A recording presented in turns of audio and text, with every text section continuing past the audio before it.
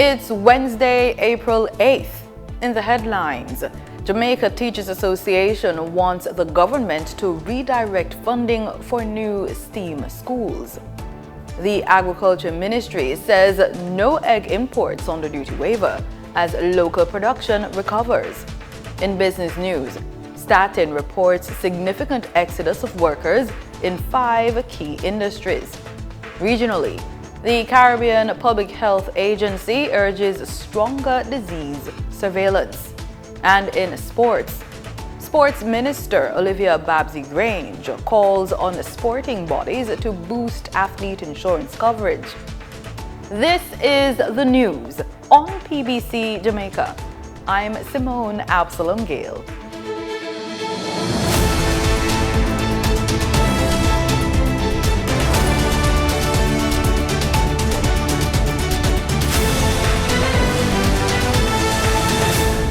The Ministry of Agriculture, Fisheries and Mining says there is currently no importation of eggs under the temporary duty waiver, which ended on February 28, 2026. In a statement on Tuesday, the ministry confirmed that no new import permits have been issued since December 2025, noting that the decision was based on assurances from industry stakeholders that local production had recovered following disruptions caused by Hurricane Melissa. The ministry explains that the temporary duty waiver on egg imports was introduced at the request of the Jamaica Egg Farmers Association to stabilize supply during the shortage.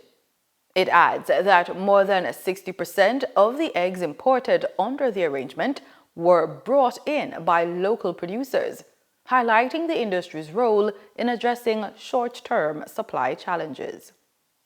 The Jamaica Teachers Association, JTA, is urging the government to redirect funding from planned STEAM and TVET schools to existing institutions that lack adequate resources. JTA President Mark Malver made the call during the opening of the association's education conference in Hanover. He argued that building new specialized schools could deepen inequality. This approach of building additional schools risks deepening the inequality, creating a system where only a select few have access to world-class opportunities, while the majority are left behind. And that cannot be acceptable. Every child, regardless of which school he or she attend, must have access to quality STEAM, TVET education, and not just some. Mr. Malver is questioning the government's plan to construct new specialized schools this year, and he's calling for a reassessment of national education priorities. And that is why we make a simple call: reprioritize and reallocate these resources. Upgrade all existing high schools. You're right, Minister Crawford. Let us start with the technical schools and build out from there. Embark on an aggressive campaign to modernize our labs across the system. This thing here where you do a lab there, and then you do a lab there, and then you do a lab over there, can't work. It will not do anything to transform anything. We must adopt a revolutionary approach to our education, building out the infrastructure in a very aggressive way, colleagues. The conference, held under the theme Future-Proofing Education in Times of Crisis, Advancing STEAM and TVET to Sustain Innovation, Resilience and Recovery, focused on strengthening science, technology, engineering, arts and mathematics, STEAM, as well as technical and vocational education training, TVET. More than 7,100 individuals have joined the Jamaica Constabulary Force since 2018, as the organization continues its transformation into a modern, service-oriented police force. Deputy Prime Minister and Minister of National Security, Dr. Horace Chang, shared the data during a recent graduation ceremony for 295 recruits in St. Catherine. Dr. Chang told the new officers that they are entering a transformed organization. Today you are stepping into a modern, professional and increasingly respected law enforcement institution. We have restructured the compensation for police officers, ensuring that those who serve and protect are better rewarded for their sacrifice. We have strengthened staff welfare arrangements, recognizing that a motivated and supported officer is a more effective officer. He says long-standing challenges, including inadequate resources, poor working conditions, and limited opportunities for advancement, have been addressed through sustained investment and policy reforms. Over the past 2 years alone, more than 2,200 police officers, including over 250 gazetted ranks, have been promoted through transparent, merit-based system. This is not accidental. It is intentional.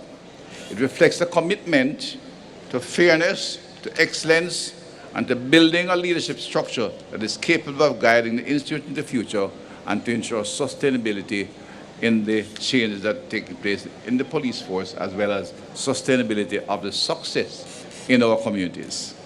He notes that increased recruitment, expanded training capacity, and new certification programs are part of ongoing efforts to modernize the force and better equip officers for contemporary policing.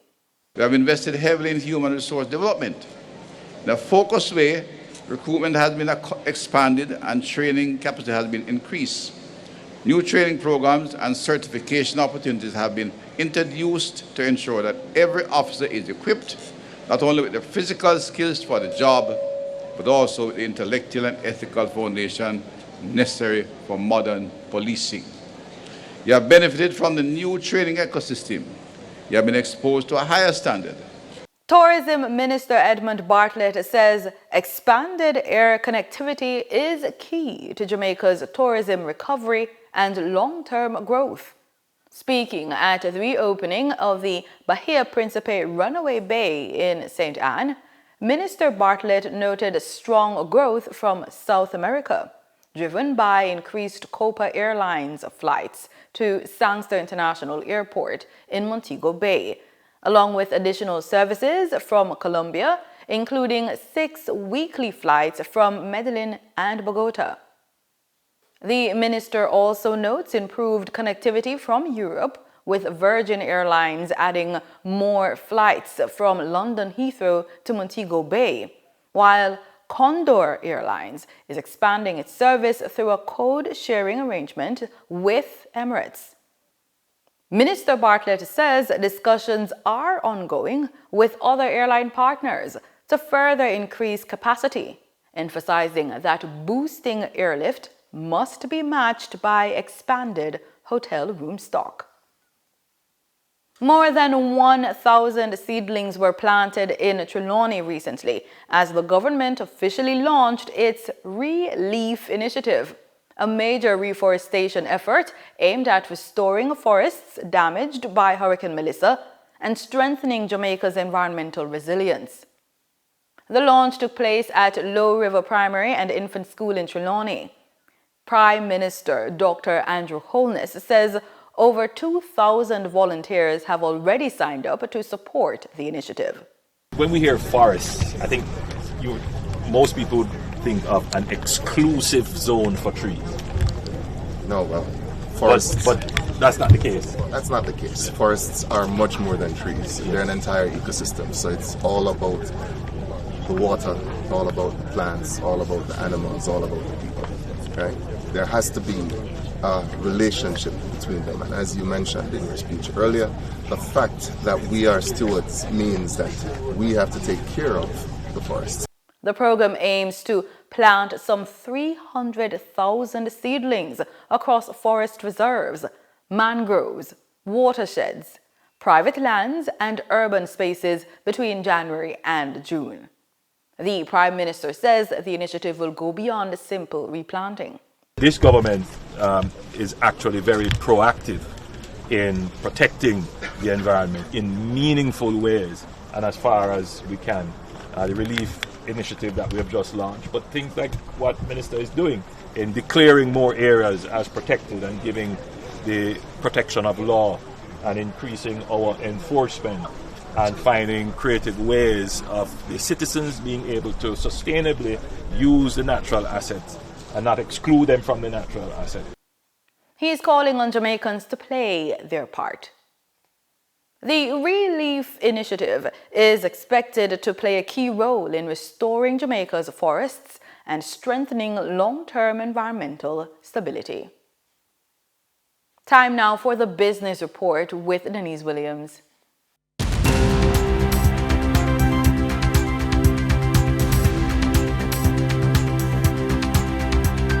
Welcome to today's Business Report. I'm Denise Williams, bringing you the developments shaping markets, capital access and business decision-making across Jamaica and the region. Let's get into the stories that matter. The Statistical Institute of Jamaica has revealed that 14,500 workers either lost their jobs or left the tourism sector during the period January 2025 to January 2026. The agency also says 12,600 persons exited the real estate sector, while another 9,000 left jobs in agriculture, forestry, and fisheries over the same period. In addition, 10,000 sales and service workers, 8,000 clerical employees, and 6,800 agricultural workers either became unemployed or voluntarily left their jobs during the year. The Statistical Institute of Jamaica Statin is reporting that the youth unemployment rate was 10.7% for both males and females in January of this year, compared with 10.1% in January of 2025. The agency also says the unemployment rate for female youth was 12.1%, while for males it was 9.5%. Statin also told RJR News that of the 51,000 persons who are unemployed in January of this year, 9,300 were members of the youth population, compared to 12,700 in January of 2025, when 54,000 persons were unemployed. For the trading period of April 7, 2026, the most actively traded securities were Supreme Ventures Limited with 19,181,458 units, representing 42.72% of market sales activities.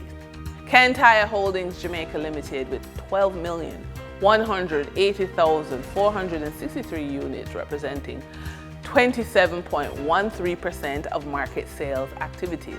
Trans Jamaica Highway Limited with 3,805,417 units, representing 8.48% of market sales activities.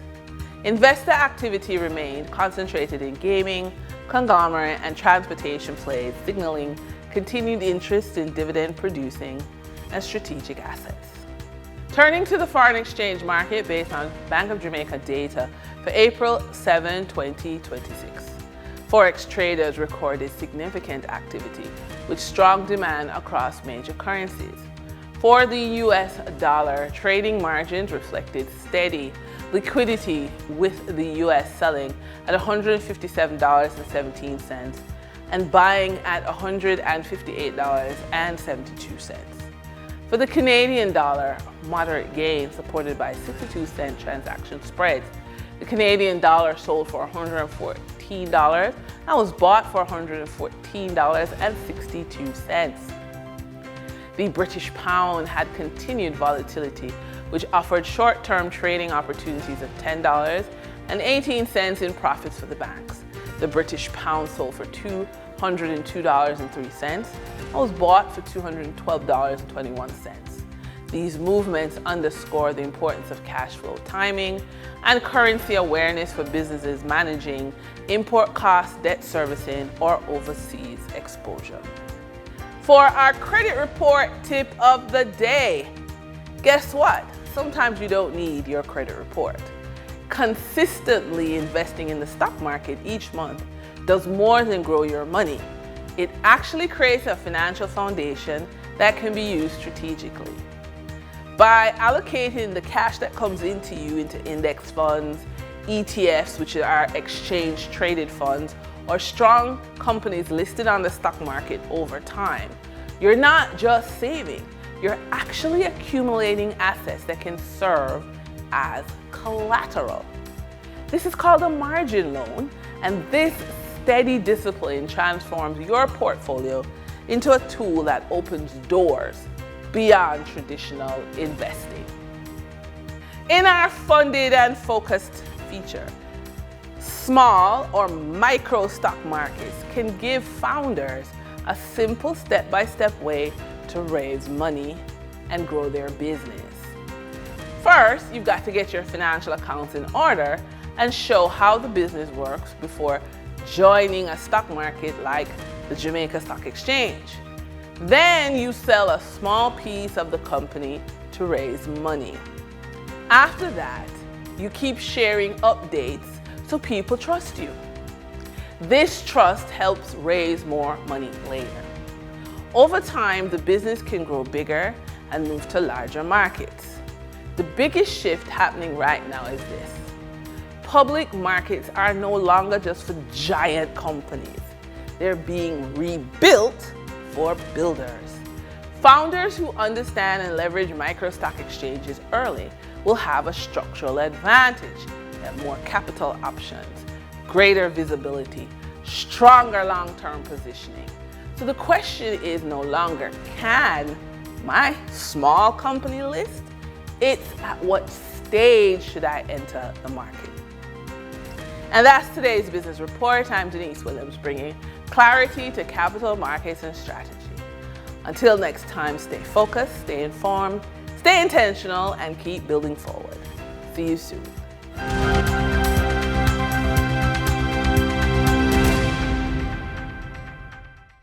In regional news, Trinidad and Tobago's Ministry of Health says science is guiding national health policies as the country marks World Health Day. Meanwhile, the Caribbean Public Health Agency is urging stronger disease surveillance, warning that foodborne illnesses remain a major regional threat. More from TTT News. CARFA stressed that science-driven collaboration remains critical to protecting public health, particularly as emerging and re-emerging health threats continue to affect Caribbean populations. CARFA noted that foodborne diseases remain among the most frequently reported illnesses in the Caribbean, with regional health studies estimating that 1 in 49 people contract a foodborne illness annually. The agency warned that the region's tourism-dependent economies are especially vulnerable to outbreaks, which can result in reputational damage, revenue losses, and trade restrictions. The agency said sustained collaboration and evidence-based decision-making will be essential to building a resilient, responsive, and coordinated public health system for the Caribbean. St. Kitts and Nevis says it is already seeing benefits from strengthening ties with Africa.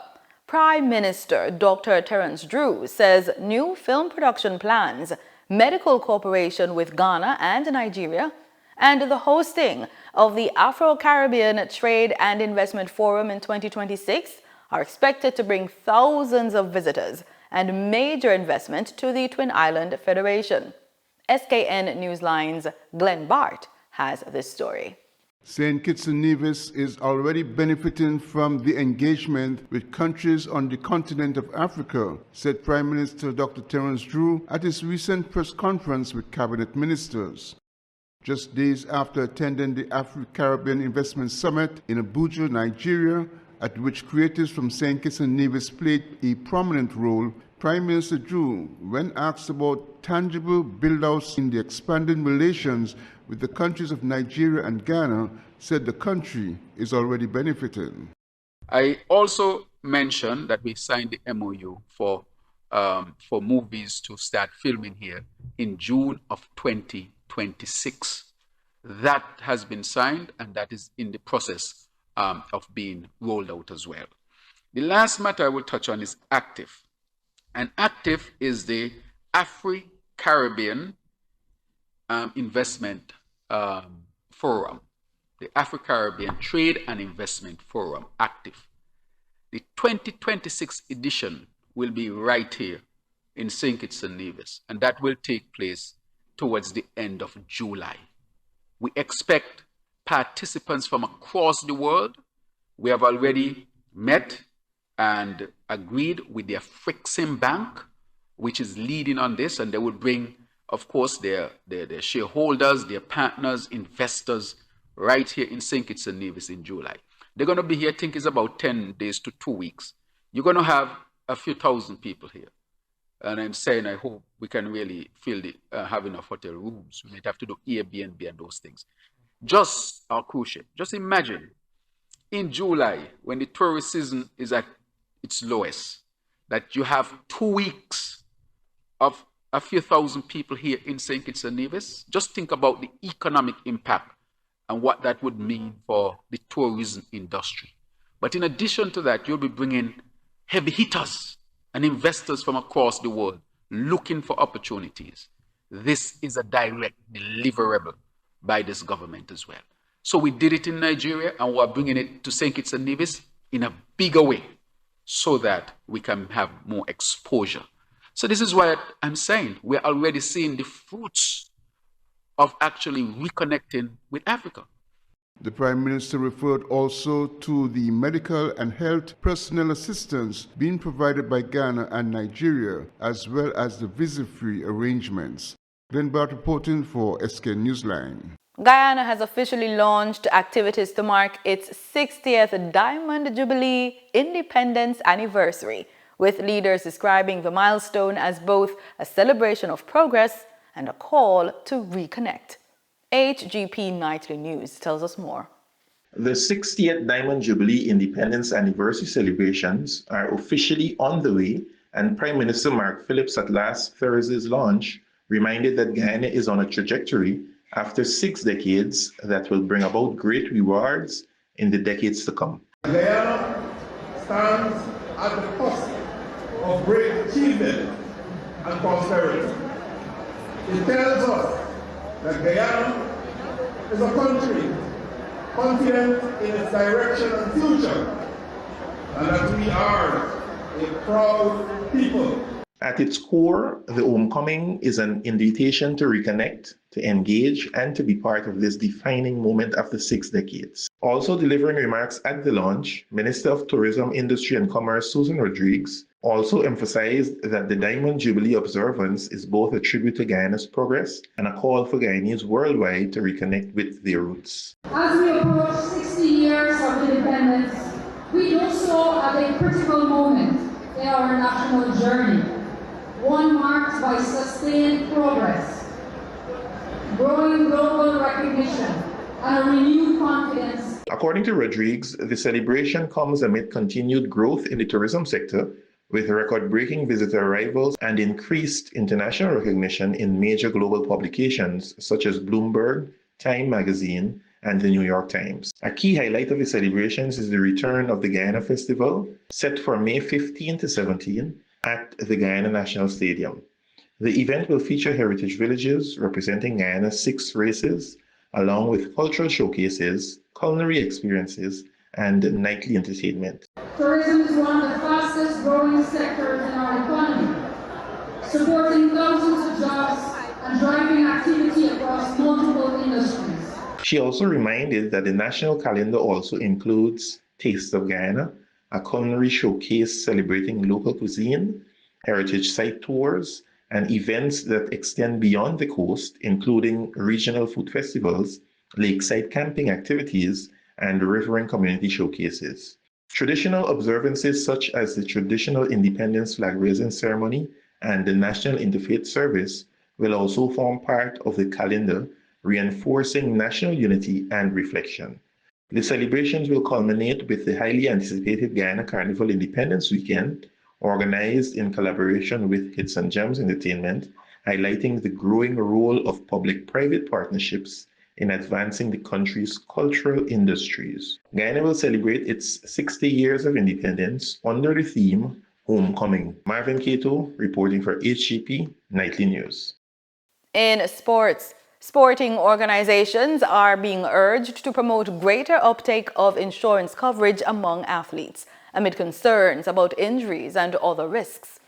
Minister of Culture, Gender, Entertainment and Sport, Olivia Grange, made the call during a sales marketing sensitization session hosted by the Sports Development Foundation in partnership with Guardian Life. Minister Grange encouraged organizations to ensure athletes are enrolled in the Jamaica Athletes Insurance Plan, noting that the program remains undersubscribed, with about 2,000 participants since its launch 10 years ago. She highlights that the plan provides life, accident, and health coverage, including mental health support, which she says is critical for athletes coping with setbacks and performance pressures. The minister stresses that sporting bodies must take the lead in driving enrollment to better protect athletes across the country. In regional sports, Trinidad and Tobago's Carifta track and field team is home, and the government is calling its performance in Grenada nothing short of historic. Minister of Sport and Youth Affairs, Philip Watts, welcomed the athletes back on Tuesday afternoon, saying the team returned with 35 medals. Trinidad and Tobago's Carifta track and field team returned home to a hero's welcome and high praise from the Minister of Sport and Youth Affairs, Philip Watts, who was on hand at the Piaco International Airport for their arrival on Tuesday afternoon. 35 medals, 9 gold, 11 silver and 15 bronze, and a second-place finish on the medal table. Minister Watts said the numbers speak for themselves. To return home with a total of 35 medals, 9 golds, 11 silvers, and 15 bronze, and to place second on the medal table is an extraordinary accomplishment. This is our best Carifta performance since 2010, and perhaps our third best performance ever at the Games. The minister credited not just talent, but sacrifice, and promised continued government support. He also revealed he is exploring the possibility of Trinidad and Tobago hosting a future edition of the Games. I wish to indicate that I will be looking into the possibility of Trinidad and Tobago hosting the future edition of the Carifta Games, and I intend to meet with the entry president, Mr. Siret, to discuss this matter further and to explore what would be required to make this vision a reality. The minister also conveyed congratulations from Prime Minister Kamala Persad-Bissessor. I say to our athletes, thank you for your commitment, your courage, and your excellence. You have given this nation reason to celebrate, and more importantly, reasons to believe. And that's it for the news on PBCJ. Thank you so much for watching, and remember, we are the People's Station.